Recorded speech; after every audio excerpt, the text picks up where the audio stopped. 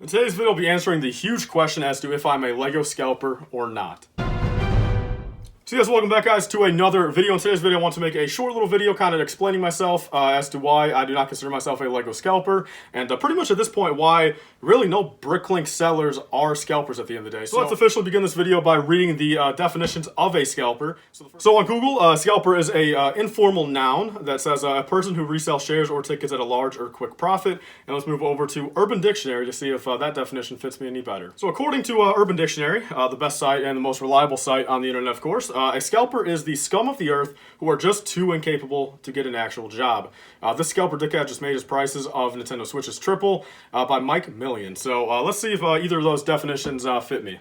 So throughout my entire 10 years of collecting LEGO and the past 7 or 8 years of selling on BrickLink, I've yet to ever resell a brand new product for money. I've yet to ever control the market and go out and buy everything of a product. The closest I've ever become to that is the 501st Battle Pack back in August. Luckily Ryan hooked me up a couple weeks early. He let me know on a Reddit post where I was able to get a few early.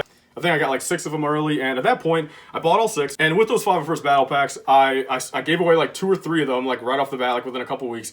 I sent out a few to other people as well.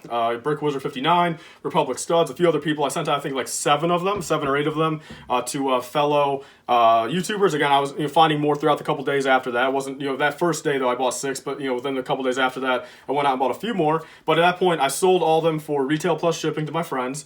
So at the end of the day, I made like maybe 50 cents, and that was pretty much just to help them out. And actually, I put one on my BrickLink store for about 10 minutes, and I felt like a dick for doing so. And I put it on there for like $50. I could have sold it probably for $50, but I just felt wrong doing so. So that's pretty much my closest experience to being a scalper, and let's get into kind of my reasoning as to why I'm not a scalper now.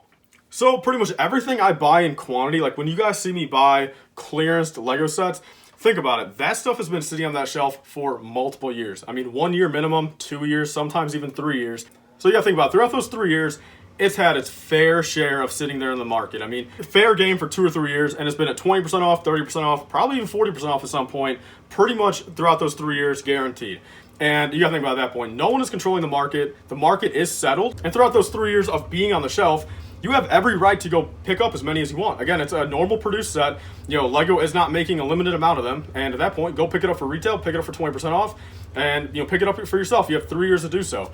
You cannot rely on collecting anything and getting it for like 80% off. Like you just can't, predict a set will go down to 80% off, because there's some sets, every set eventually will go down in the store system a certain percent.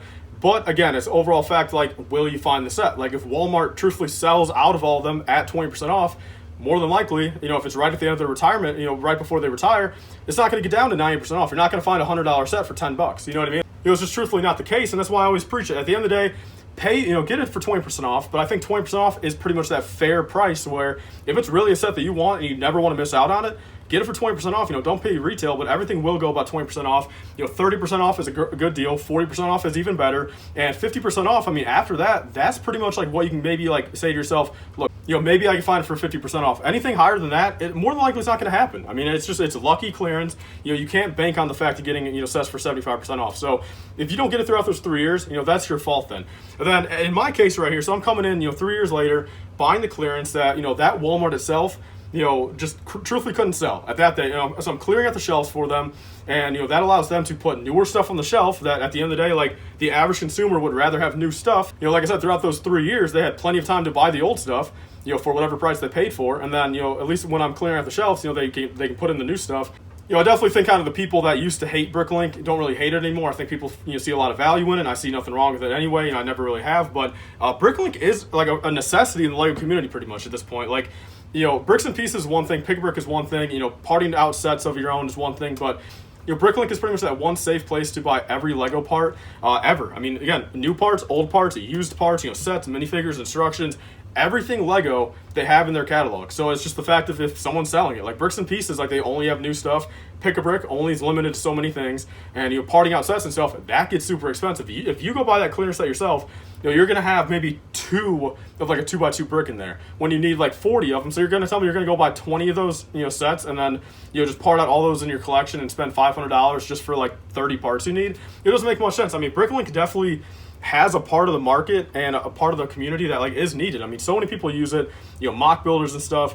You know, there's a couple bad apples on BrickLink, of course, but the average BrickLink store is a good, you know, thing to buy from. Like, there's nothing wrong with it at the end of the day. Like, you know, anyone who sells anything and runs a business out of it has got to make a profit. Like, you know, at the end of the day, BrickLink stores are giving everyone a service.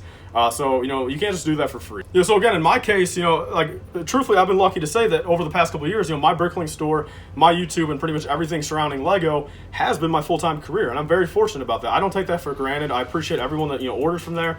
And again, I don't ever look at it as me doing anything, you know, like a dick move or anything like that. I help out as many people as I can. Again, I hook everyone up, you know, all my fans, like, with free shipping and stuff. Again, I'm the cheapest in the world. Like, I'm the cheapest, at least in the US, for anything, pretty much. Like, if you go on there and look, like, for the quantity I sell, I'm the cheapest all around. Like, I don't have to make a huge killing on it. And again, I would much rather get my name out there and make people happy. And, like, you know, again, it makes my day when someone actually sends me, like, a picture on Instagram or even an email. You know, just, like, truthful people that place orders on my BrickLink store and show me what they made with the piece they order for me. Like, that's just awesome. And, like, I know every mock I've ever made, I've had to use BrickLink. You know, I've bought from other stores, so every mock you see from me and every other mock you guys see from every other creator on the internet has a piece or two, if not all the pieces, from BrickLink.com. So at that point, guys, that's just my hot take on it. Again, I don't want to get too into it. I don't think I have to really explain myself too much, but it is one of those things that, you know, I do get that question quite a lot. I do get called that pretty much all the time whenever I post even a little bit of a haul. But at the end of the day, guys, I'm not controlling the market. You know, me buying 4 of a set or even 2 of a set or even 12 of a set at one particular Walmart, you know, 3 years after it's, you know, released, I'm not controlling the market at the end of the day. It's going to retire anyway. The set's going to go up in value, you know, throughout those 3 years. You know, everyone knows that. Every set goes up in value a little bit. You'll pick it up. Like I said, you can't rely on getting 75% off clearance. And, you know, like I said, there's plenty of people that beat me to it. I'm not, you know, the only person in my area that gets the clearance. If I was, I'd be having a lot more Lego. But at the end of the day, guys, that's pretty much everything. I want to thank you guys all for watching. I'll leave your thoughts down below on the whole topic, I guess. You know, what, you know, truly defines a scalper for you. Like, you know, maybe name a few examples. And yeah, we'll go from there, guys. So I'll see you guys all in tomorrow's video. Thank you guys all for watching. Love you all. And I'll see you guys then. Bye, guys. Stay safe.